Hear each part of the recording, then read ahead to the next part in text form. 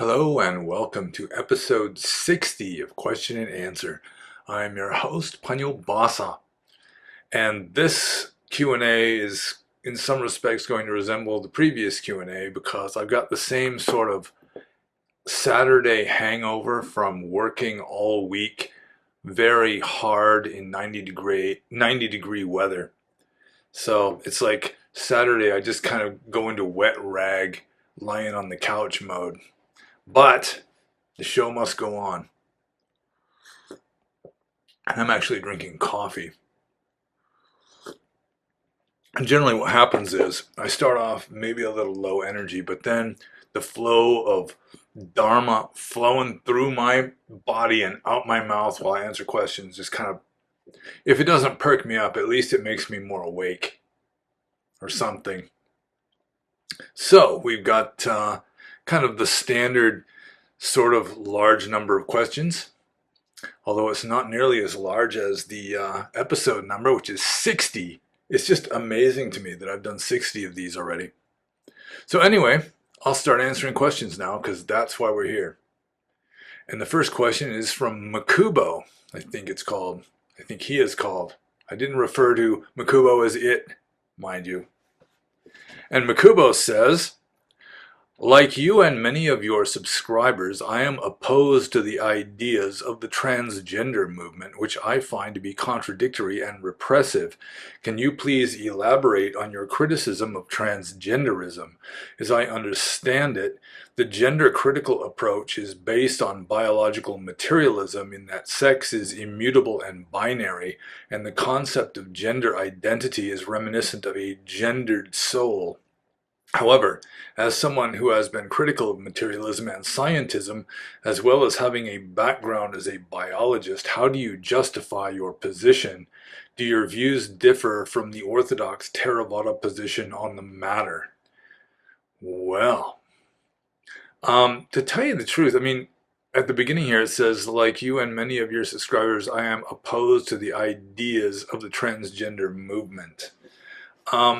With regard to transgender people, like for example, I've mentioned this before, that in Burma, which is a very traditionalist, very Buddhist country, there's quite a few transgender people. I think they're called Gandu, or at least the biological men who identify as women are called Gandu in Burmese. And they dress like women, they do their hair like women, they act like women. They adopt like a female name. And I mean, they can be out in remote villages, mainly subsistence farmers in these villages. And they are accepted mainly because Buddhism accepts the idea of rebirth.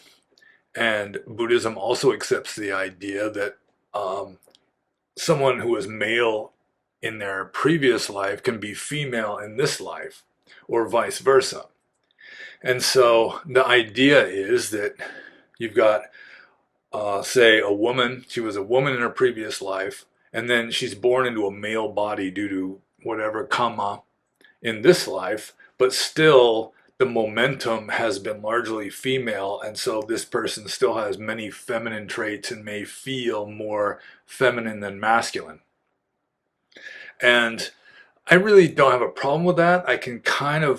I can accept the idea of rebirth and like transitioning where it's not like you're a completely feminine female in one life and then the next life you're a completely macho guy. There's going to be like a transition that might take 2 or 3 lives, or maybe just the experiment with being the other gender doesn't work out and then they go back to the other gender that they're more used to or whatever. So that kind of thing, I'm not like vehemently opposed to transgender people. But what I am opposed to is just the policing of language where you can get arrested for stating your honest opinion that that's actually a guy that thinks he's a woman or identifies as a woman. But I mean, to be arrested for that or to lose your career for that, I mean, that's just getting into gender fascism, I think. Fascism in the negative sense, that is. So, I think people do have the right to follow their conscience and to speak the truth, um, as well as they are able. And if one person definitely believes, for example, that Caitlyn Jenner is still a guy, I think he should have the right to say that publicly. So that's really the main issue I've got. And still, like transgender individuals in sports, you notice it's always one way. You don't have a person who was a female who transitions to male and then starts breaking all kinds of records in male athletics. It just doesn't happen. I've never heard of a single case of that, unless I heard of like a transgender guy who was biologically female doing well in some kind of sport that women generally do well in, but I can't even remember what it was. It was like diving or something. So, I mean that just makes sense. Biological males are stronger, they got larger, longer bones. They got more lung capacity, more red blood cells. They're just designed for exertion more than females are in the human species. You have, what's it called? Dimorphism, sexual dimorphism. And I'm glad that people aren't all the same like crows. You look at a crow, you can't tell if it's a boy crow or a girl crow. I don't know how the crows even figure it out, just through behavior, I guess. So I think with regard to transgender individuals, I think some people can genuinely feel as though they are a man trapped in a woman's body or a woman trapped in a man's body. I think that they would be better off, like happier in the long run, if they just accept that they happen to be in the body of the other gender instead of getting themselves surgically adjusted, sort of, to make them look like they're the other gender when biologically they are still the gender that they began as, that they were born as.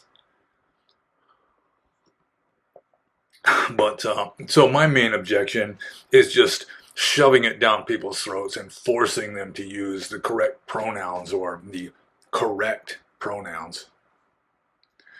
So, or just letting biological males who suck at their sport, what was this, the swimmer, I can't remember the person's name. They were like less than 500th place in male swimming, just overall in the rankings. Then they start identifying as a female and boom, they're right at the top. So, I mean, I don't think that's fair. I think, um, yeah, if not, I think like sports councils, I guess they're called sports councils, they have the right to prevent transgender individuals from depriving women of the right to compete against other women instead of a guy who calls himself a woman. But aside from that, I mean, biologically, I mean, you're male or female. I mean, there are a few, you got like Klinefelter syndrome where somebody's got two X's and a Y, something like that, or, hermaphrodites, that sort of thing, which would be called Panduka. Mostly they'd be called Pandaka or Panduka in Pali, like ancient Indian Buddhist lingo. They wouldn't be considered fully male or fully female. But I'm not exactly sure how Abhidhamma deals with it, because here's part of the question here at the bottom. Do your views differ from the Orthodox Theravada position on the matter? Um, According to Orthodox Theravada, they have the strange idea that maleness and femaleness are ultimate truth. They are ultimately real. And that my body, for example, is made up of these rupa kalapas, which are sort of like little molecules composed of clusters of ultimately real dhammas. And one of those ultimately real dhammas in my molecular makeup, I guess you could call it, my rupa kalapal makeup, is masculinity trons. So it's like you can identify as a female, but I mean, you're still going to be ultimately, absolutely male based on these little masculinity trons in your genetic or your, the the little particles that compose your body. One of those particles, one of the ultimately real forms of matter, according to the Abhidhamma philosophy, is masculinity. And another one is femininity. And you're just stuck with that. You can identify however you please, but any kind of identifying is going to be delusional because we really do not have a discrete, ultimately real identity anyway. So, let's see. I'm gonna read through this sentence, this question or little cluster of questions one more time, just to make sure that I answer Makubo's question, because he might be offended because it sounded like maybe I called him it, so I used the wrong pronoun. So, like you and many of your subscribers, I am opposed to the ideas of the transgender movement. Well, I don't follow along with some of the ideas of the transgender movement. I can accept that, there can be a sort of like a karmic transitional state, along a number of lives where somebody is transitioning, or they've been mostly male in their past lives, and then they happen to be female in this life, and they've got a lot of male momentum going. That sort of thing, I can accept that. So he says, can you please elaborate on your criticism of transgenderism, which I'm pretty sure I've done pretty well, kind of. And see, as I understand it, the gender critical approach is based on biological materialism. For me, the gender critical approach is based on not so much on how people identify, or whether their bodies are biologically male or female. It's like, for me, it's the coercion of forcing people, or just sort of luring them sheep-like into believing that, it's just wrong to call like a she-male literally a female. That they are really a female, that men can menstruate, men can get pregnant, all this stuff. Yeah, I think that's pushing it. Okay, so let's see. However, as someone who has been critical of materialism and scientism, that's me, as well as having a background in biologist, still me, how do you justify your position? Okay, yeah, it's mainly through Buddhism. From a biological point of view, unless you have some sort of genetic abnormality, then you're going to be male or female based upon your DNA, your chromosomes. And someone can identify as a woman, and maybe they could be accepted as a woman, especially if they resemble a woman.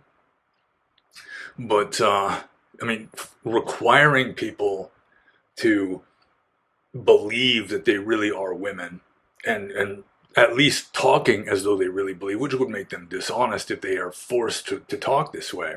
Yeah, that's overdoing it. And the athletics thing I've already mentioned. And see, do your views differ from the Orthodox Theravada position? Yeah, I do not agree with Abhidhamma. I do not think that physical matter is ultimately real, much less that masculinity or femininity are ultimate realities. So I'll just move on to the next question here. And this is from the Arya Swasti Project. And the Arya Swasti Project says, I'm having trouble with there is no self and that there is nothing. Can we say that nothing is permanent, that everything is in a state of change? But to say to get rid of suffering is to get rid of the self is a different concept. Maybe an expansion of self, that the self is in everything else maybe. Not trying to argue with the Buddha, but it seems kind of like a dead-end description. Also, do you think a lot of folks are turned away from Buddhism because of the concept of no self and how it is presented? My apologies, as I know this has been addressed in other ways before. I'd still like to hear your fresh take on it. Sadhu.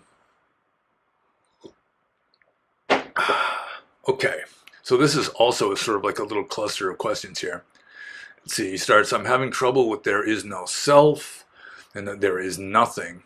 The whole there is nothing, there are a few suttas, especially in the Parayana Vaga of the Sutta Nipata, where the Buddha advises people to remind themselves there is nothing, or it is not, nati, nati, which is sort of like neti, neti in the Upanishads, and seeing everything as void, seeing everything as empty. But Um, it's sort of ridiculous to assert that there's absolutely nothing, because obviously there's stuff, there's something. So it's more of, I would consider that to be a kind of uh, yogic technique as a way of combating your beliefs in these ultimately real discrete entities. So yeah, I would consider that to be like a yogic practice, or a yogic like attitude to adopt as skillful means. But Orthodox Theravada certainly does not say that there is nothing in reality, because as I said, the Orthodox Theravada, including Abhidhamma, says that even masculinity and femininity are ultimate realities. Not let alone nose sensitivity and tongue sensitivity and eye sensitivity and just all sorts of things. So, let's see. Can we say that nothing is permanent, that everything is in a state of change? That would be the Orthodox Theravada position. See, but to say to get rid of suffering is to get rid of the self is a difficult concept. Well, I mean, there is no self to get rid of. That's a kind of misconception. It's a common misconception.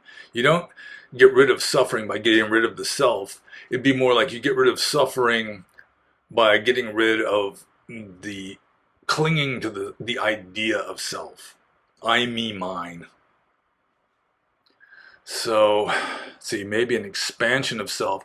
Yeah, I mean, I've discussed this before, that we're dealing with the absolute, and the absolute is off the scale. You know, it's not is or isn't. And with regard to the absolute, most spiritual systems go with is, and they'll call it God, or they'll call it Brahman, or they'll call it Tao. You know, they'll give it this name, and this is the absolute, which is really turning it into a samsaric concept. So in a way, they're just sort of defiling it or degrading it into just more samsara, and they're really not getting past that. So Buddhism, it takes the other invalid approach, because neither is nor isn't is really valid. It's just a dualistic concept. So Buddhism goes the other way and says there is no self. Instead of like the Upanishadic idea that it's all self, that the self is God. It just pervades everything. You know, like salt in salt water.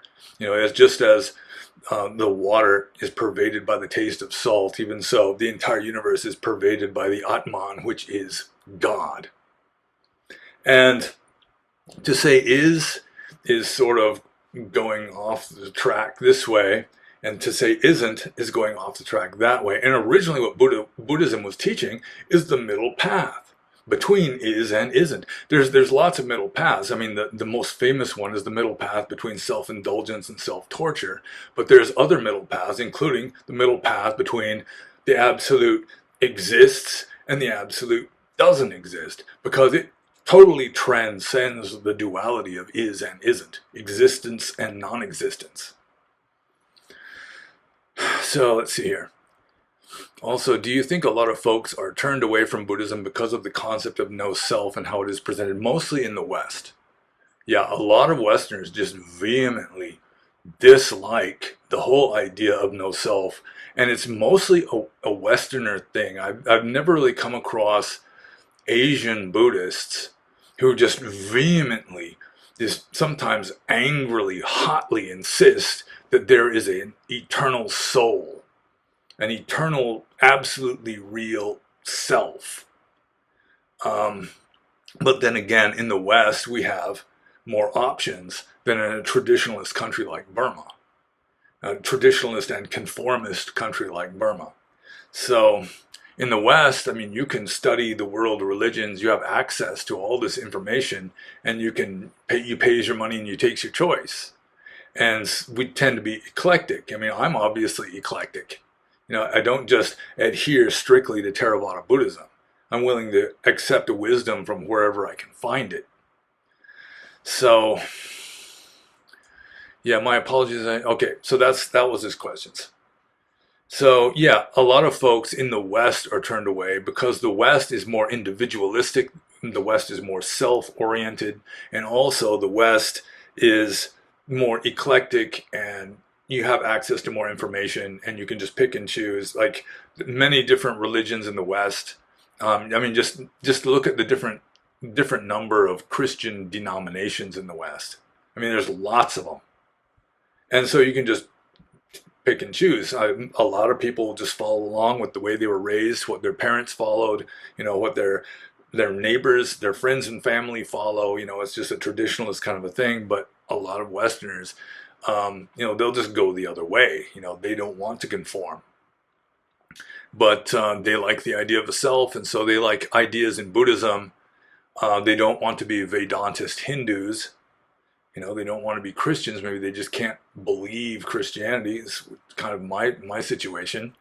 And so they just take Buddhism and just try to tweak it or change it.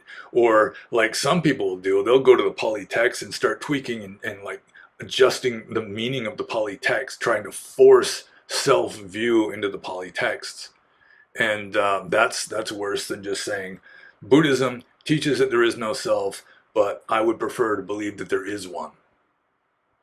But I mean, if you really want something like Buddhism that does accept an eternal self, Vedantist Hindu is similar. I mean, Vedantist Hinduism, and especially like Madhyamaka Mahayana Buddhism, there's a lot of blending and overlap. They were borrowing ideas from each other largely because they were like debating with each other. And so they're having to like strengthen their own position against the other guy's arguments and so forth, which it caused them to become similar in certain ways. Although Vedanta does assert the existence of an absolute, which is Brahman and the Atman. Excuse me. But if I talk more about Madhyamaka, I'm going to have to put on the Madhyamaka fez, which is going to happen before this video is over. So I give fair warning. This is sort of like a trigger warning. If anyone's triggered by fezes, it's going to happen. There's going to be a fez before this video is over. So I think I've answered that one. I mean, you don't get rid of the self. You get rid of this belief that you are this distinct, ultimately real self. But ultimately, I mean, ultimately, you want to get to what I consider to be the Buddha's original teachings. Self is invalid, no self is invalid. But in order to use human language, you've got to pick one or the other in order to talk about it. Most systems go with there is one, Buddhism pick there isn't one. And to some degree, the idea of no self, it's less prone to abuse, because then you stop clinging to this idea that you're going to be going into heaven with your same body and your same personality. And I mean, it's like you are immortal in a sense. And that is not the case. That even, I mean, the more advanced spiritual systems that say that there is a self, they equate that self with the absolute. Your self is just the ultimate reality upon which this illusion of your self is based. And that's God or Brahman or whatever. The Dharmakaya. So I hope I answered that question. But these kind of questions, and these are the questions that get asked a lot, are questions that there is no satisfying intellectual, conceptual answer, because the truth transcends concepts, it transcends the intellect.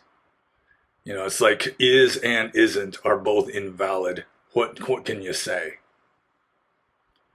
So I think I'll just move on to the next question here. This is from Keep the Vinaya. And Keep the Vinaya says, do you advise against becoming a monk in Sri Lanka? I think you said in one of your videos that the monks there are more corrupt than in other Buddhist countries, and the advantage of Sri Lanka is that many people there speak English. Yeah, it's one of the advantages of Sri Lankan monasteries in America, is that, at least the ones I went to, people there mostly speak English instead of Thai or Burmese or like Sinhalese. So, as I mentioned, I think it was a few episodes ago, that there is a reform movement. It's like a forest tradition in Sri Lanka that I've heard is very strict and very good. So, probably, I mean, most Buddhism in Sri Lanka is corrupt. I mean, you've got monks who, with briefcases, that go to work as school teachers, and they're taking salary. And some of them will even say that so long as you practice coitus interruptus, you're not parajika. You know, you can have sex so long as you commit the sin of onan and that sort of thing. It's very corrupt. In fact, the Sangha in Sri Lanka has collapsed at least twice, I think, where they couldn't find any real monks anymore that weren't parajika or invalidly ordained, and so they'd have to go out and like get monks or send people to Thailand or Burma to be ordained so that they could come back as real monks and then start the Sangha going again in Sri Lanka. But as I say, there is a strong forest tradition there, or so I've been told. So you might want to look into that. And I mean, there's going to be corrupt Buddhism anywhere you go. Any country that has Buddhism is going to also have corrupt Buddhism, and the corrupt form is generally the majority. So in Burma, most monks are corrupt. Even in Thailand, which tends to be more strict with regard to monastic discipline, still most monks are corrupt. They're not following the rules correctly. They're not really trying to become enlightened in this very life. They're just wanting to live an easy life. They're trying to earn merit or something to get a better life next time, maybe to get into heaven, that sort of thing.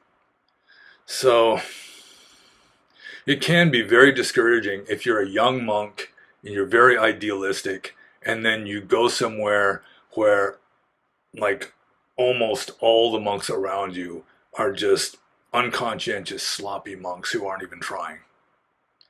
So that, I mean, you need to find yourself a good environment, and it could be just a small group. You know, it could be in a forest in Sri Lanka or in Thailand or Burma or America, Canada, wherever. But try to find some like-minded people who will support your practice and you can support them. I mean, at least, you know, with moral support.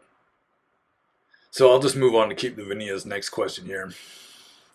He says, imagine if the Burmese government had needed your advice regarding the Islamization of their country. What advice would you have given them to stop it? Well, golly, that's a tough question. I mean, monks really aren't supposed to get involved in politics. So I might have just said, you know, whatever you guys decide is fine with me. You know, have fun. Good luck to you. Can baze. But I don't know if they like aimed a gun at me and said, "Give us advice or we shoot you." Well, Islamization of the country. Yeah, I mean, you could deport Muslims that aren't legal residents, that aren't citizens, I suppose. You know, discourage immigration from like Rohingya refugees or some such, or just Muslims from Bengal. I think that's where most of them come into Burma, is on the border with Bangladesh. Uh, I mean, I would discourage them from massacring and slaughtering and so forth. That's really not the way to go about it. I mean, in the short term, you might accomplish your goals, but you've just set yourself up for something a lot worse in the long run. So, I mean, you have to use Dhamma. I mean, you have to be in accordance with Dhamma, whatever you're doing. But I've never really, I think just having strong Dhamma would help to protect Burma. And I think Burma is protected to some degree because it does have strong faith in Dhamma and a lot of serious Dhamma practice that are in some ways helping to protect the country, even though they've got the military dictatorship and so forth. But as I mentioned in the last Q&A, the military dictatorship is a mixed blessing. It goes both ways because it's keeping out a lot of the degeneracy of like globalist liberalism, for example. And there is a lot of degeneracy in that, like the gender fascism of the transgender movement that I was mentioning in response to the first question. So I think I'll just move on to the next question. I don't think I would have really a whole lot to say to them, other than, you know, whatever you do, try to accomplish your goals without, you know, murdering and just, you know, just completely flying in the face of Dhamma. So Keep Divinia asks this next question. Did the Buddha care what color the robes have to be and how the monks wear them, or was it only important that they covered certain parts of the body? Are monks allowed to tell lay people which robe color they prefer? Well, originally monks were wearing just, I mean, it was like a shawl. I mean, the upper robe was like probably approximately 6 by 9 handspans, which was not really very big, and they just throw it over both shoulders, which is kind of the way I did it. If you look in my oldest videos that were taken back when I was still a monk in Burma, you can see the way I wore my robes. It wasn't the way modern monks mostly wear their robes. Um, I mean, by the time you get the monastic rules were developed, which was fairly early on, there's a bunch of lots of regulations with regard to robes. You know, you've got allowable materials out of which robes can be made. You've got forbidden materials out of which robes can be made. For example, there's actually a rule saying you're not allowed to make a robe out of owl wings. So any of you wanting to make a monk's robe out of owl wings, just get that idea right out of your head. Or like tree bark, which doesn't necessarily mean the crusty outer stuff. There's like the inner bark that's fibrous that you can weave into a kind of burlap. That's out. Like human hair, you're not allowed to use. With regard to the colors, originally it was probably just sort of a brownish, muddy color. But then when the rules were more elaborated, like in, I think it's the Mahavaga, the Vinaya Pitaka, it's not in the Patimokkha. The Patimokkha just says it has to be discolored. There's a Patimokkha rule saying that a monk's robe has to be discolored. Dobanam karodi, I think, is to make discolored. And they had the colors of, it's like a nila, I think, which is like black or kind of blue black, sort of like a clay or like mud color. I think mud is like brown. It just has to be like a dark color. And probably that would fade out and it would just become sort of like this dingy, like tawny or sort of a grayish color. I think that would have been allowable originally. Although, if you read the later rules, the more developed rules, which are attributed to the Buddha, then there's a list of forbidden colors. Ironically, saffron is a forbidden color, like bright yellow. You know, it's like monks' robes are continually called the saffron robes, you know, the saffron revolution in Burma and so forth. But saffron technically is not an allowable color. Red is out. Sort of the color of a centipede's back, which is sort of a bright orangey reddish color. That's out. White is out. But technically there are some colors like gray that it's not on the list of forbidden colors, even though I've never seen a monk wearing gray robes. But I do think it would be allowable, even though people would say it's not right because nobody else is doing it. So, the proper color for robes is generally like a brownish color. Yellowish brown, reddish brown, somewhere even a slightly purplish brown, like ironwood. The inner bark of the ironwood tree is used by Mon monks for making robes, for dyeing their robes. And it's sort of a purplish brownish color, which technically is allowable. Although the color of chicken blood is not allowable. So let's see here.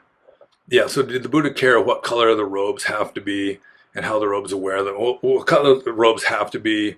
I mean, he was just, they weren't allowed to wear like what lay people wore, which is mostly white. You know, they had to just kind of discolor it and make it dingy and make the cloth more valueless originally. And then it became more standardized later on. And with regard to how the monks wear them, yeah, it's also in the rules, the elaborated rules outside of the Patimokkha. You know, there's forbidden ways of doing your lower robe and your upper robe. Like the lower robe, you're not supposed to have it like an elephant's trunk or like the fish tail. You know, there's all these styles that people probably wore their lower robes. You know, not monks, but like lay people, because lay people were wearing like sarongs in those days too. What a monk wears now is not so different from what everyone was wearing in the Ganges Valley 2,500 years ago, at least with regard to Theravada. Um, So I think the elephant's trunk one is what a lot of Thai monks actually wear their robe as, where it's rolled up into like a tube in the front. Where I think, I mean, I won't put on my robes. I don't have them here. They're up in the attic. But you just kind of, well, I won't even explain it. There's just a way of folding it and then kind of folding it over to hold it on, and then you put a rope or the whatever kind of belt you've got to hold that on, and then the upper robe. Mostly, you have to cover both shoulders when you're in public. So, like, if you're around the monastery, especially if you're paying respect, you have to uncover your right shoulder as a way of showing respect. If you're making confession or something, you uncover the shoulder. If you're in public, you got to cover both shoulders. And there are Sakya rules, which are sort of rules that were probably added a little later to the Patimokkha rules that have, your robes have to be like level. They have to be even in the front and the back. You can't wear them sloppy. The corners have to be kind of lined up and so forth. So you have to wear them neatly. You have to be more or less presentable, even though you're wearing, dingy rags. But you have to wear them neatly. So I think I answered that one, except for this last part. Are monks allowed to tell lay people which robe color they prefer? There are rules about if somebody is going to donate to you a robes, you're not allowed to go pester them about, do it this way, don't do it that way. If you do that, then you have to forfeit the robe because you're supposed to be easy to support. So long as it's allowable, um, then monks can do it. Like if the layperson asks the monk what color he prefers, do you prefer more of a golden brown or a reddish brown? Um, then the monk would probably be able to answer, but he shouldn't be seeking them out while they're making the robe and pestering them with, I want it this way, not that way. A monk should be easy to support. But you have to be careful with brown. I learned that the hard way, that the English word brown, of course, means brown. Like those doors back there are dark brown. And then in Burma, if you look it up in an English to Burmese dictionary, you look for the Burmese word for brown, and it's anyo. That's how you say brown in Burmese, anyo. But I found out the hard way that brown and an anyo have a lot of overlap. They mostly overlap, but there are shades that we would call brown that they wouldn't call anyo, and there are shades that they would call anyo that we wouldn't call brown, like sort of a raspberry color, actually, they would call anyo. And so I'm saying I want brown. I don't want this red color. And they go, oh, it's anyo, all right. And then I get this robe that's like the color of like cranberry sauce or something. So I mean, you do have to tell the lay people, don't give you a robe that's a forbidden color because then you're not supposed to wear it. But be careful if it's in Burma and you want brown, because anyo is not exactly the same as brown. So I'll just move on to Keep Davinia's next question. Let's see. Have you ever experienced depersonalization during meditation? In this state, you feel disconnected from yourself or your surroundings. Your voice doesn't feel it's your own, for example. Yeah, again, I was asked about this last time, I think, and it sounds like schizophrenia to me, where you're just sort of like at a distance from yourself. It's like when you talk, it's like somebody else is talking. Um, yeah, I mean, I've experienced depersonalization in the positive sense of just your ego dissolves. Your concept of I pretty much dissolves in meditation. Like when you're not thinking anymore, when your mind is just empty. There's no I, me, mine going on at that time. But with regard to this kind of depersonalization, it reminds me of the very first time I had malaria, and I was really sick with malaria.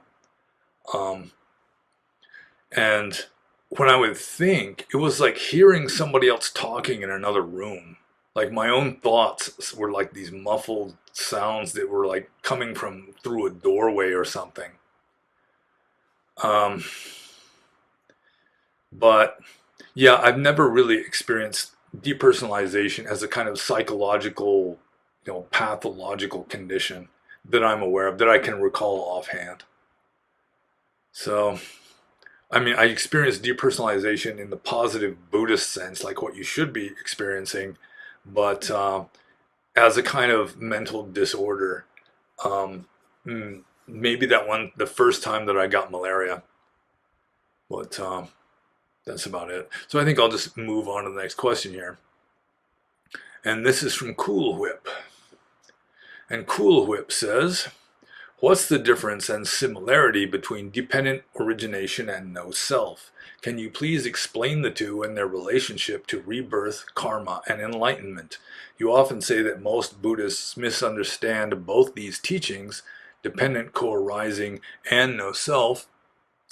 What is it exactly that you think most get wrong about them? What makes these teachings so hard to understand intellectually?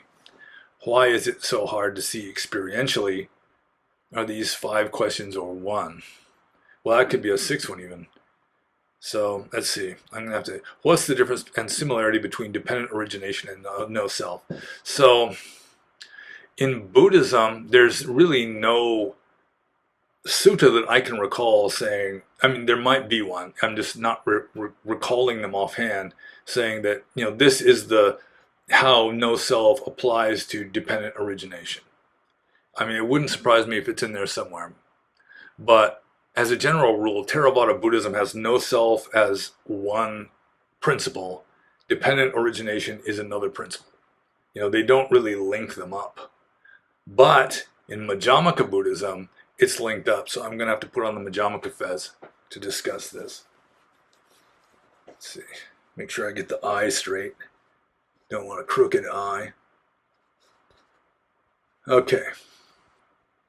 So that's, I think, the one person who did the best job of integrating dependent origination, no self, and also emptiness or voidness was Nagarjuna. I think he was possibly the greatest Buddhist philosopher aside from Gautama Buddha himself. And according to him, I mean, because everything is dependently co-arising, it's not real things that are dependently co-arising because of, dependent on other real things. It's like this whole web of, they seem to exist only within the context of these other causes. It's really hard to explain. It's very deep and very subtle.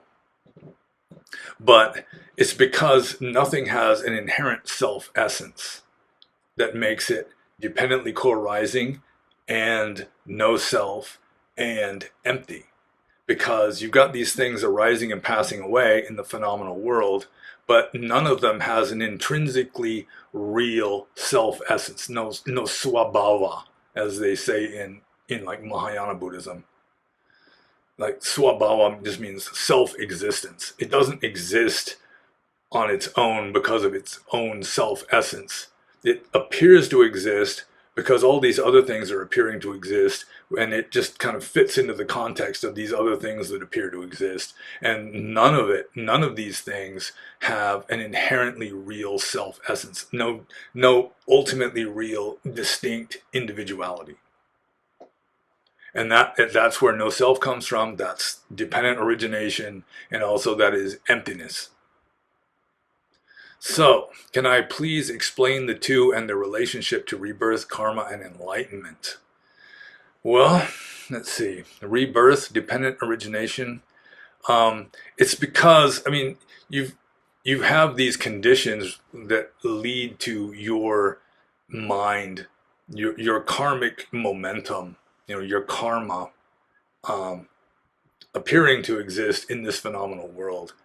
And so long as those causes continue to exist, you continue to go life after life according to Buddhist philosophy. Karma, yeah, I already mentioned that. The enlightenment is where you transcend that.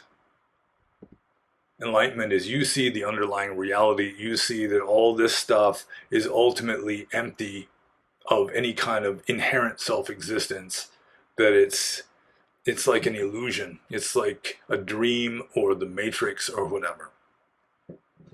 Let's see. So you often say that most Buddhists misunderstand both these teachings, dependent co-arising and no self. What is it exactly that you think most get wrong about them? With regard to dependent co-arising, in Theravada Buddhism especially, but even in Nagarjuna in his Mula Majjhimaka Karaka, he has one chapter giving lip service to the 12 Nidana theory, where dependent co-arising was so difficult to understand, so subtle, because in a way it's dancing around duality. I mean, it's like, it's so subtle that it just very quickly ossified into this 12 links. Avijja Pachayo Vijnana, Vijnana Pachayo Namarupam, etc., etc. It's just the 12 links. And so most scholar monks in Burma, for example, they just memorize the 12 links and think they understand it, when really they don't. Because I don't think that dependent co-arising can adequately be explained by the 12 Nidana theory, the 12 links. That I think that is sort of a kind of intellectual coping mechanism for the fact that most monks, including most scholar monks, really did not understand dependent co-arising. And according to the legend, the Buddha almost became a hermit and did not start teaching Buddhism because he figured nobody would understand dependent co-arising. And now just any kind of Buddhist scholar thinks that he pretty much has a grasp of it, and most of them do not. So with regard to no self, I think one of the main misunderstandings of no self is the idea that, I think it was the Arya Swasti project was saying above, where you have to get rid of yourself. But there is no self to get rid of, ultimately, because nothing has any inherent self-existence. It's all sort of like this interconnected web of causation, with the causes themselves being, indirectly created by other causes, and there is no ultimately real causer of all this. So, let's see. What makes these teachings so hard to understand intellectually? Partly you just can't really grasp them intellectually, because the intellect works in duality. Something has to either exist or not exist. And I mean, we're dealing with something that kind of virtually exists. It potentially exists. It seems to exist, but at the same time, it is an illusion. So it's like a paradox in a way. Why is it so hard to see it experientially? Most people are just locked into their beliefs. They're locked into the intellect, locked into their feelings, locked into their ego, and they can't let go of those long enough to see the ultimate reality, which is all around us all the time anyway. And I hope I've done a fairly competent job of attempting to answer that question, because this kind of stuff, I'm wearing the fez, which indicates that it's tricky just to begin with. But I think there's going to be more Majjhimaka stuff coming up, so I'll just set the fez aside and move on to the next question for now. This is also from Cool Whip.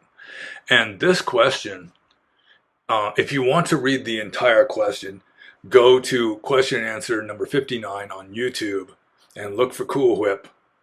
And it is a long question. It's like a chapter out of a book. It's a lengthy essay of a question. But fortunately, if you want to read the whole thing, that's where I direct you to go and read the whole thing. But he has sort of a concise summary which summarizes the question towards the end here. And that is, can an arahant continue his intellectual education about the natural world? Does knowledge of conventional reality exclude Nibbana? If Nibbana is the absolute, and if conventional reality is part of the absolute, then they aren't mutually exclusive. So yeah, Cool Whip is talking about how he's in a way like an information junkie, like a lot of us in the West. I am also to some degree, and it's sort of, there are a lot of monks who say you shouldn't be studying this worldly stuff. It's a distraction. It's not going to get you enlightened. You should just study Dhamma and meditate, just sit alone and meditate under a tree or something. And, just don't waste your time reading books. Not even, some of them would even say not even Buddhist books. And Cool Whip here is an intellectual type person. He's curious. He wants to understand things. And I can relate to that. I mean, we're just sort of intellectual. It's in a way, it's a survival instinct in humans where you want to learn about all kinds of stuff just to ultimately, originally, it was to, increase your survival value and maybe increase your attractiveness to females so that your DNA survives into the next generation. But let's see. Can an arahant continue his intellectual education about the natural world? I don't think there's any rule that says he wouldn't, that an enlightened being to some degree would still, he'd still have habits and preferences from before his enlightenment, although he would no longer be identifying with them. It'd just be nature taking its course, it'd just be this momentum running itself out. And if he was an intellectual or a scholar, he might continue with intellectual pursuits to some degree, although it would just be sort of a habit pattern that didn't die when he became enlightened. I mean, he wouldn't gain anything by it really because he'd already gained the absolute. I mean, you can't really gain anything more than that. So let's see here. Does knowledge of conventional reality exclude Nibbana? Um, it's not really knowledge. I mean, the only true knowledge is Nibbana, or the only true knowledge is knowledge of the absolute, of ultimate truth. Because anything less than ultimate truth is conventional truth, which is delusional to some degree. It's belief, it's not knowledge. I mean, for everyone to have, or for lots of people to have beliefs that agree with each other, that kind of locks it in and they'll call it knowledge because, it's backed up by all this, other authorities and just by their own personal experience, which ultimately is also illusory or delusional. But I mean, I'm really interested in, for example, biology, especially like Darwinian evolution, because it helps you so much to understand human nature, at least from one point of view. Ultimately, I mean, it's not going to get you enlightened probably, except in one sense, in that the best use of the intellect is for use as a bullshit detector. I mean, you can use the intellect to shoot down shoddy arguments. And if you don't have that, you can just get lured or just misled into believing all kinds of weird, dumb stuff. So using your intellect as a bullshit detector, and I mean, just studying all kinds of things, being a polymath can help you with that. But I think ultimately the best use for the intellect would be something like Nagarjuna did, what Kant was trying to do, and that's use the intellect to demonstrate to yourself, if not to others, that the intellect is inadequate at understanding ultimate reality, and you're going to have to go beyond the intellect. Even though it's very satisfying, in a way it's kind of like sex or something, that you can be like an information junkie and you can get pleasure from learning these things. But I mean, ultimately, it's neither good nor bad, I suppose. But let's see. Let's go back to the question here. I have to reread these sometimes because I like digress away and wind up talking about something completely different. So, can an arahant continue his intellectual education about the natural world? I don't think most of them would really be interested in it anymore. Some of them could. I don't think that it would disqualify somebody from being enlightened, especially if he's a teacher and he's just reading, what the current zeitgeist is, what the current worldview is, so that he can better explain things in accordance with people's accepted worldview. Something like that might be totally kosher, totally acceptable. But let's see, does knowledge of conventional reality exclude Nibbana? That's kind of a trick question too. I mean, Nibbana itself, I mean, it's off the scale.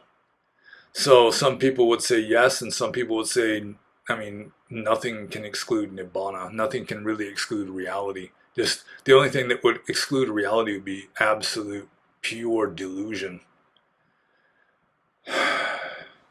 But I mean, the ultimate reality is underlying everything. It's like some of the more philosophical, theoretical physicists are getting kind of into the zone of Nibbana with like the quantum field or something like that. I mean, if it helps, then that's fine. Or if it's just sort of a neutral thing that you occupy your spare time with, that's fine. You're probably better off studying a science book than playing a dumb video game or something. So, but I mean, Nibbana really doesn't exclude anything.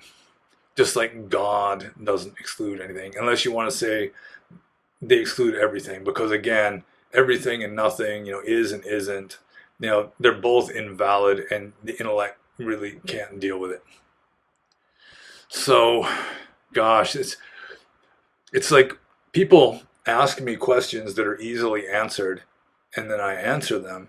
But the ones that aren't easily answered, I don't do it justice or whatever, and then it's like the percentage of questions that aren't easily answered are like increasing. It's making up more and more of each Q&A, I think.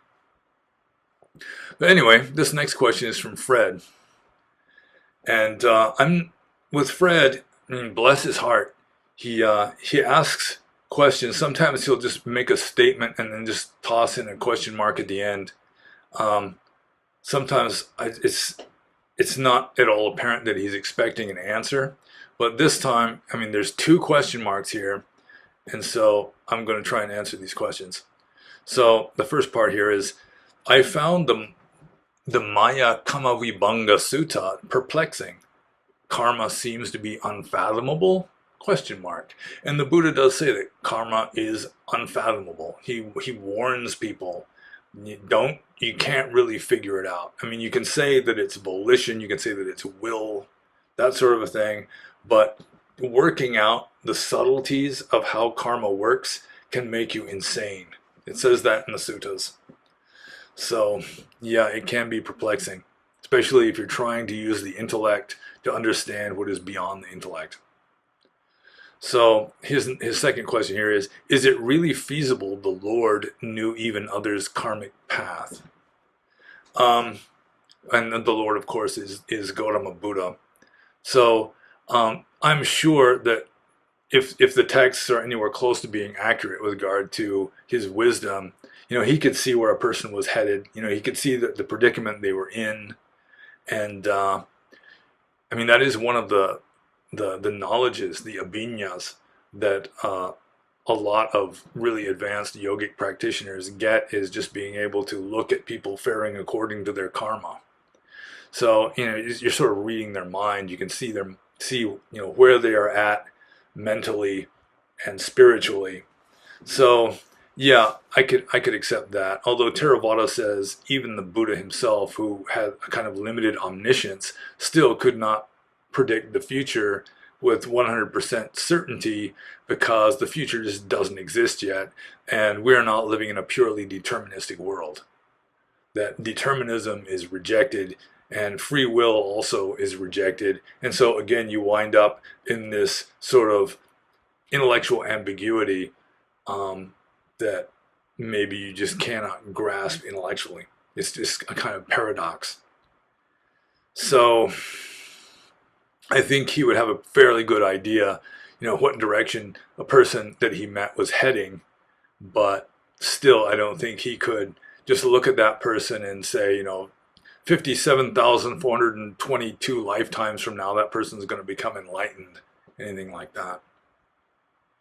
So I think I'll just move on to the next question here, and this one's from Austin. And Austin said, before you became a monk, did you feel directionless, or almost like you hadn't found your purpose yet in this life? Lay life and society in general definitely does seem like a turning wheel of sorrow. Well, for 10 years before I became a monk, I was intending to become one eventually. It's just that I liked, sex, drugs, and rock and roll, and pizza and ice cream and all that, so that I was definitely going to be ordained as a monk before the age of 30, but I wasn't in like a major hurry. I was a little bit ahead of schedule. I was 27, I think, when I was ordained. So let's see. Did I feel directionless? There was only one time in my life, I guess, when I was feeling directionless, and that was when I was like 16 and 17. And I had reached the stage where I realized that adults did not have what's what figured out. They were just as clueless as I was. And so I just went into this open rebellion against the system, so to speak, and got into lots of trouble with skipping school, almost flunked out of school, just partying and just doing whatever I felt like doing. And that was kind of directionless. I mean, I was just sort of hitting a wall because it obviously wasn't working out very well. Just being a normie and dedicating my life to making as much money as possible so I can buy as much stuff as possible, that was, it just didn't appeal to me. After I reached enough maturity to, by the age of 16, it really was not much of a viable option anymore. And I didn't know what to replace it with at first. So it wasn't until, in a towering passion, my father required me to either start seeing a youth counselor or just get out, that I started seeing a youth counselor because that seemed to be the easier option. And he was a spiritually oriented person who was into Ram Dass and started giving me Eastern philosophy books to read. And at first, it didn't make much sense to me because wasn't anything already in my mind stored there that would be integrated with this new information. It was just sort of this completely alien information coming in that, I mean, I wasn't used to it. I'd never been exposed to much of it before, but I could just feel intuitively, yeah, this is legit. This is the real deal. It's like I could dedicate myself to Dhamma or Dharma much more than I could dedicate myself to being a normie and making as much money as possible in order to buy as much stuff as possible on the one hand, or just partying and getting into trouble all the time, just being a rebellion, just being an open rebellion, just this wild roller coaster ride of up and down. I mean, that wasn't working out either. So there was just a matter of just a few months of serious crisis, like around the age of 16, when um, maybe I felt directionless, but it was like I was looking for a direction. It wasn't like I was totally lost. It's like, okay, I'm gonna have to work out what I want to do. And I eventually decided I was gonna become a monk. I didn't know exactly what kind at first. I was even considering like Zen, or else just making a wool robe for myself and getting a bowl and just taking on wandering. But the rest is history, I suppose. So I'll just move on to the next question here, and this is from Maitreya Buddha. And Maitreya Buddha says, "What is your opinion on Stoicism?" And I really haven't read much Stoicism. I started reading the Meditations of Marcus Aurelius, and it was so dry and boring and sort of plodding, kind of commonplace to me after having been a monk for many years, that I didn't even finish the book. And that's kind of rare for me, not to finish a book. I have this idea that once you get started on it, you should finish it before you move on to something else. I do remember reading Schopenhauer's criticisms of Stoicism, that he said that Stoicism was largely based on cynicism, the ancient Greek philosophy of cynicism, like Diogenes, and that they had kind of thrown out the baby with the bathwater. That the cynics were really ascetics. They came closer to like a Buddhist monk. The cynic philosophers, although they were allowed to have sex and handle money and so forth, but they had a more radical renunciation of normie society than the Stoics. Whereas the Stoics, in a way, they acknowledge that it's psychological. I mean, the detachment has to be psychological detachment instead of literally physical detachment. I mean, that the most important kind of detachment is mental. But then, they're still rich and, eating feasts and so forth, and they're trying to be detached from it, but it didn't work out as well as if they were just wandering around homeless like a cynic ascetic. So I remember Schopenhauer saying that about it, and I have to admit I prefer cynicism to Stoicism. Stoicism just seems kind of plodding. I mean, I think it's a good philosophy for like a conscientious normie. Um, so I mean, like for the ancient Romans, I think Stoicism really was a good thing. It sort of gave them principles and kind of a philosophical foundation, And, I mean, all in all, it did more good than harm, I'm sure.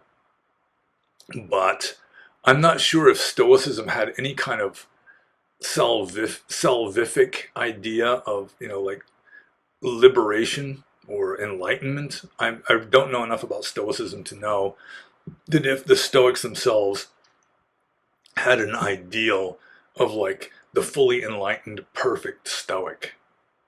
I'm not sure if they had that.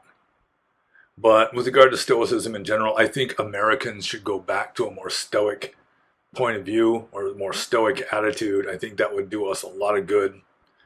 Um, and like I've said many times before, or several times anyway, that a Buddhist layperson really should adopt a certain amount of stoicism, not classical capital S stoicism, but just realizing that as a layperson, you've got to do, if not bad things, then not entirely wholesome things. And so not entirely wholesome consequences are going to come back at you. You're going to make bad karma, and so you have to have sort of a stoic equanimity of accepting that bad karma when it inevitably comes back on you. Because you may not have the option of always being perfectly virtuous. You have a family to protect, for example. So, I guess that's my opinion on Stoicism. So I'll just move on to the next question. This is from Tim the Enchanter. And Tim the Enchanter says, since the three daughters of Mara are lust, desire, and aversion, would it be fair to say that maybe Mara himself is a personification of all that is evil, or maybe evil tendencies in ourselves? Well, the three daughters of Mara, technically their names are Raga, Aradi, and Tahna. Raga is usually translated as lust or passion. Arati literally means something like non-delight, which I think probably meant something like being insatiable, never being satisfied. And tahna is craving. Usually it's translated as craving or thirst. So, I mean, they're all sort of sexual words, or they could be sexual words. And I think the implication is that Mara's like voluptuous, lascivious three daughters, they're sort of like personifications of just like sexual desire and passion and so forth. But Mara himself, let's see. So Tim the Enchanter is asking, would it be fair to say that maybe Mara himself is a personification of all that is evil, or maybe evil tendencies in ourselves? Um, I think originally Mara was considered to be evil. I don't know where the Buddhists came up with the idea of Mara. Maybe it was like a Vedic concept before the Buddhists adopted the idea of Mara. Mara literally means killer. It has the same Proto-Indo-European etymology as like the English words mortal and murder. It just means killer. So I mean that's pretty evil. But as Buddhist philosophy developed, Mara did not become just the god of evil. He was the god of good and evil. I mean, he was the lord of samsara. So in a way, he's sort of the god of samsara. He's the god of illusion, the god of worldliness. And if he can't get you to be bad, he'll get you to be good, because if you're good, then you go to heaven, and that's still within the realm of Mara. He's the lord of all of it, at least in a symbolic kind of way. So maybe Tim the Enchanter is asking if Mara really doesn't exist and he's just a personification, sort of like the devil in Lord of the Flies, not the movie, which completely avoids all the philosophy stuff, but in the original book, where the devil, or Lord of the Flies, Beelzebub, he's not just this individual being. He just inhabits like a dark corner of everybody's mind, and then that dark corner of everybody's mind forms like a hive mind that gives a reality to this higher being. Mara could be like that. I mean, I really don't think that we need any kind of cosmic bad guy to lead us into temptation, because we do a good enough job of it ourselves. So yeah, I'm skeptical of a lot of the Buddhist pantheon, including the reality, or even the conventional reality, of Mara himself. I mean, I'm sure that there are demonic entities out there, but just to have a person, a being whose job is to be tempting humans and preventing them from becoming enlightened, because that's really his main concern in the Buddhist texts.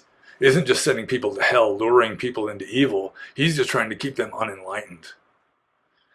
Like with the Gotika Sutta, he's trying to get the Buddha to prevent Gotika from committing suicide because he's got a fairly good idea that Gotika is going to become enlightened when he dies.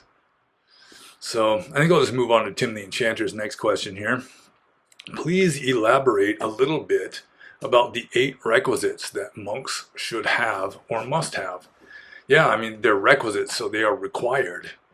And the 8 requisites, let's see if I remember these. You got 3 robes: lower robe, upper robe, outer robe. Then you've got the belt that holds up your lower robe when you are required to wear in public. Then you've got the razor for shaving your face and your head. You've got a needle for repairing your robes. You've got a water filter. And that's 7. 3 robes, the belt, oh, and the bowl. You got your alms bowl, so that's 8. So 3 robes, the belt, the razor, the needle, the water filter, and the bowl. 8 requisites. Although you could reduce that to 7 because it says in the text that you can use a corner of your robe as a water filter. You can just strain water through just some of the cloth of your robe. But then it turns out that there's also a crypto 9th requisite that monks are required to have, and that is a regulation sitting cloth. Because monks had to have a sitting cloth when they were living under trees, just so they won't be sitting in the dirt or in the mud when it rains. It just kind of helps to keep them a little cleaner, and maybe helps a little bit to keep bugs and parasites off of them. So elaborate a little bit. 3 robes are just rectangles of cloth that are dyed the proper color, made out of the proper material, and sewn in the proper way. The belt, according to the text, there's 2 possible belts. You can have, I think it's called patika, and then there's sukaranda. Patika just means a strip of cloth, which is generally what I used. And the sukaranda literally means pig intestine, which is just a twisted rope because apparently pig intestines are twisty. So it's a twisted rope or a strip of cloth. The razor generally would have been a straight razor in the Buddha's day. And I'm glad I didn't have to shave my own head using a straight razor when I was a monk. The water filter is just like a piece of cloth that you filter water through to get out the chunks and the little animals. And the needle, which for sewing your robes, needles are self-explanatory. And the sitting cloth, it has to be a regulation size, and it has to have a border sewn onto it and so forth. But a sitting cloth would be, well, you can't see where my hands are, can you? So I guess I answered that question. So I'll just move on to the next question. This is from Siovaksh and Sipad Zidana. And Siovaksh and Sipad Zidana asks the interesting question: wouldn't an arahant be closer to being an NPC than us, since they have no volition, so not a playable character in a way? Well, you could say that they're an NPC but I mean, they'd be more advanced than we are. If an arahant is an NPC, he would be more advanced than the people playing the game. So, I mean, he'd be like the NPC of an omniscient computer. You've got like a computer game that on an omniscient computer, it's just a perfect, it knows everything or whatever. And then it has this NPC who always does the right thing. And in a way, an arahant is less of an NPC than we are because we are programmed by our volition. We do not have free will. So our volition is kind of like a mental prison for us. It's like will. I mean, you read Schopenhauer. I mean, will has a mind of its own, essentially. And it's largely habitual. That our karma is like habit energy. It's just this momentum that's pushing us through life. So an arahant would be less predictable than us because we are creatures of habit. And an arahant, I mean, he may have habits too that haven't completely faded out, but nevertheless, he is no longer like clinging to them and identifying with them. So an arahant would, in some sense, be less of an NPC than we are, because he would be more awake than we are, and you'd be more free than we are, because to some degree we are limited by our habits. So I think I'll just move on to Siovaksha and Sipad Zidrina's next question. And that is, I have a few questions based on a paper called The Truth of Nagarjuna, Something Beyond Nirvana, by Dr. Irdenmire Yazgan Yalkin. I tried to link the paper, but the comment gets destroyed by YouTube. I was reading the paper and had many questions about it, as it summarizes some of the things Nagarjuna says in his books, like the Mula Madhyamaka Karaka.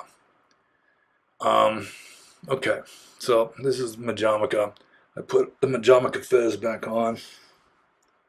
Get the tassel nice here. I don't know. Should it come a little more forwards? Yeah. Okay. So, and as a disclaimer here, I didn't read this article. I am familiar with the Mula Madhyamaka Karaka. I have some knowledge of what Madhyamaka is about and what Nagarjuna was saying, especially in the Mula Madhyamaka Karaka. So without reading the paper itself, which does sound interesting, maybe I will read it eventually. Okay, question number 1. Why does Nagarjuna say that emptiness is a higher truth than even nirvana? Again, I haven't read the paper, but I would assume that Nagarjuna says emptiness is a higher truth than even nirvana, because emptiness applies to nirvana and samsara. That nirvana is sort of restricted to this ultimate absolute state that is the goal of Dhamma practice, whereas emptiness, ultimately all of samsara is empty. So that would be my educated guess on why he would say emptiness is a higher truth even than nirvana, because it is less restrictive. I mean, it applies to just absolutely everything. So number 2, even though Nagarjuna says emptiness is a higher truth than nirvana, he still says that the ultimate truth itself is no such thing as ultimate truth. Oh, okay.